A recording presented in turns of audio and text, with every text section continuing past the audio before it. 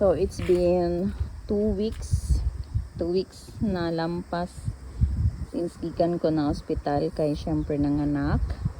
So karon pa ko kagawas balik diri sa amo ang garden. So ingon ani na di ay siya kadagko. Oh my god.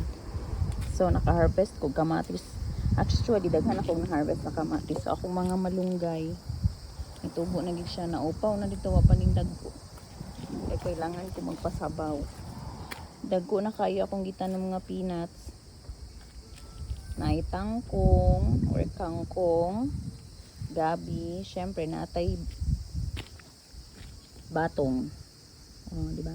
Sitaw. And then akong akong atsel nga dagko na siya og bunga. Mas modagko pa jud ni siya. Paprika day na siya ang ako ang ampalaya. Nangalaya na gid siya tungod sa kainit. Grabe ang init diri, no? So, bagora pud ko na misbis. Din ang kamatis, kini siya nga kamatis, gikan na ni siya sa supermarket nga kamatis, no? Ang liso akong gilabay sa gawas. Perti ng daghana og bunga.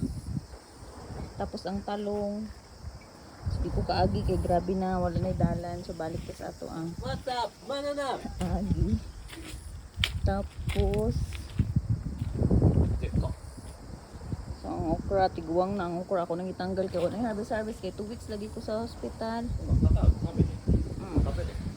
Tabi na. Tapos ang kamatis, yung kamatis medyo tiguang na.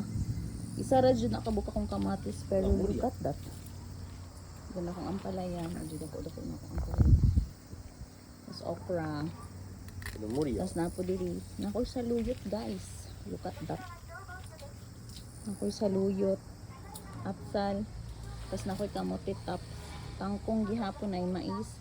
So naka-harvest na may mais din sa lami. Is very lami. Tala tangkong. Buyas dahon.